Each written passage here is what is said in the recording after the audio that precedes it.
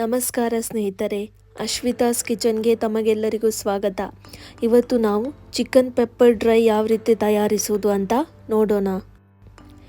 ನಾನಿಲ್ಲಿ ಅರ್ಧ ಕೆಜಿಯಷ್ಟು chicken breast piece ತಗೊಂಡಿದ್ದೇನೆ.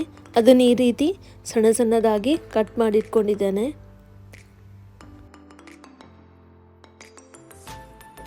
ಈ ಚಿಕನ್ ಪೆಪ್ಪರ್ ಡ್ರೈ ಮಾಡಲಿಕ್ಕೆ ನಾನಿಲ್ಲಿ 3 ದೊಡ್ಡ ಸೈಜ್ ಈರುಳ್ಳಿಯನ್ನು ಸಣ್ಣ ಸಣ್ಣದಾಗಿ ಕಟ್ ಮಾಡಿಟ್ಕೊಂಡಿದ್ದೇನೆ. ಇವಾಗ ಈ ಚಿಕನ್ ಪೆಪ್ಪರ್ ಡ್ರೈ ಯಾವ ರೀತಿ ತಯಾರಿಸೋದು ಅಂತ ನೋಡೋಣ. ಮೊದಲು ನಾನಿಲ್ಲಿ ಒಂದು ಪಾತ್ರೆಯನ್ನು ತಗೊಳ್ತಾ ಇದ್ದೇನೆ.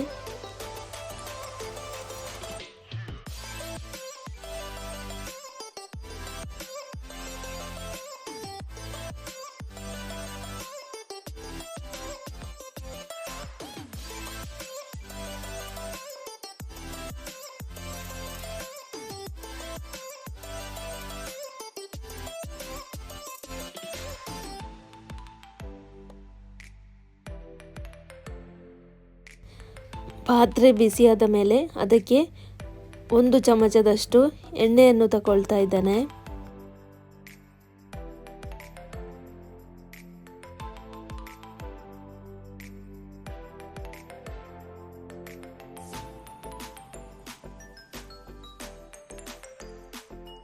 ಎಣ್ಣೆ ಬಿಸಿಯಾದ ಮೇಲೆ ನಾನಿಲ್ಲಿ ಸ್ವಲ್ಪ ಕರಿಬೇವಿನ ಸೊಪ್ಪನ್ನು ಹಾಕ್ತಾ ಇದ್ದೇನೆ.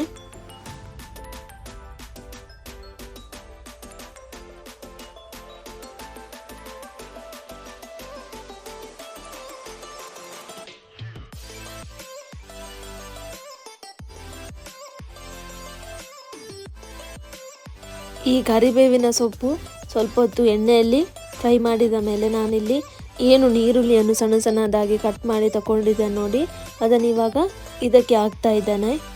ಇದನ್ನು ಇವಾಗ ಸ್ವಲ್ಪ ಹೊತ್ತು ಹೀಗೆ ಎಣ್ಣೆಯಲ್ಲಿ ಬಾಡಿಸಬೇಕು.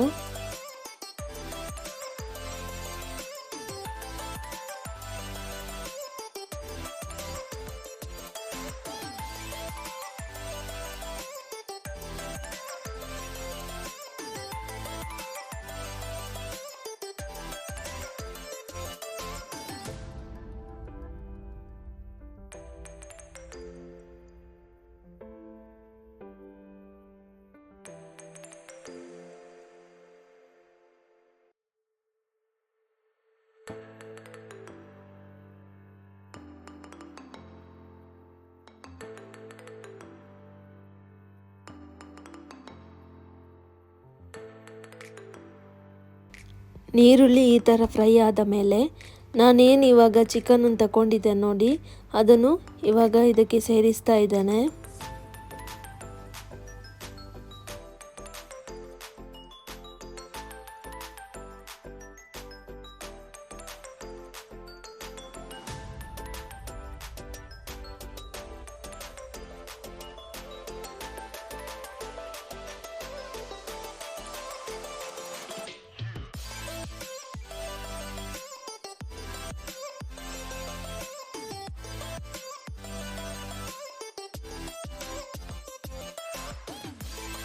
ಇವಾಗ ಇದಕ್ಕೆ ರುಚಿಗೆ ತಕ್ಕಷ್ಟು ಉಪ್ಪು,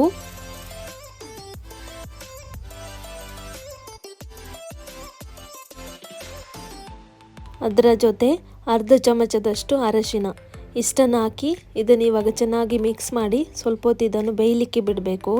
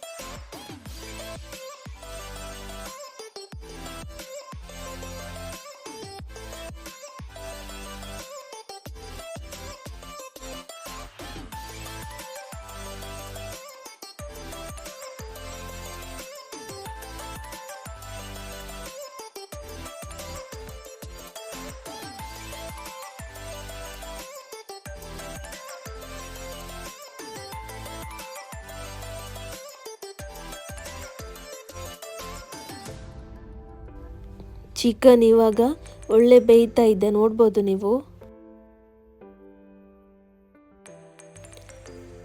ಚಿಕನ್ ಸ್ವಲ್ಪ ಹೊತ್ತು ಬೆಂದ ಮೇಲೆ ನಾನಿದಕ್ಕೆ 1 ಚಮಚದಷ್ಟು ಟೊಮೆಟೊ ಸಾಸನ್ನು ಹಾಕ್ತಾ ಇದ್ದೇನೆ.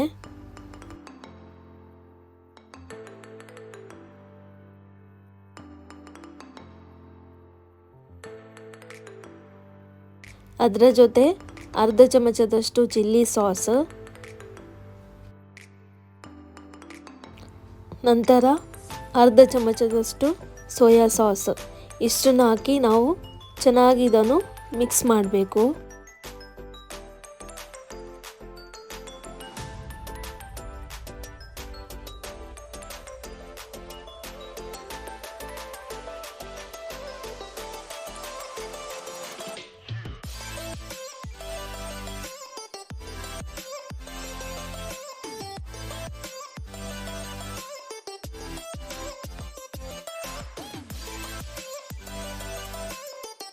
ಇವಾಗ ಒಳ್ಳೆ ಕುದಿ ಬಂದಿದ್ದೆ.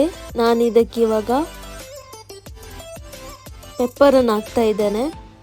ನಿಮಗೆ ಎಷ್ಟು ಪ್ರಮಾಣದಲ್ಲಿ ಖಾರ ಬೇಕೋ ಆ ಪ್ರಮಾಣದಲ್ಲಿ ನೀವು ಪೆಪ್ಪರನ್ನು ಹಾಕಿಕೊಳ್ಳಿ.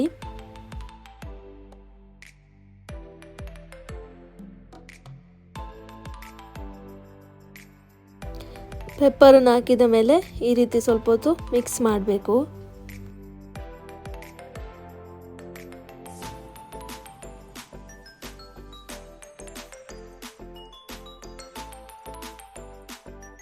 ಪೆಪ್ಪರ್ ಹಾಕಿದ್ದೆ, ಸ್ವಲ್ಪ ಹೊತ್ತು ಇದನ್ನು ಡ್ರೈ ಆಗಲಿಕ್ಕೆ ಈ ರೀತಿ ಬಿಡಬೇಕು.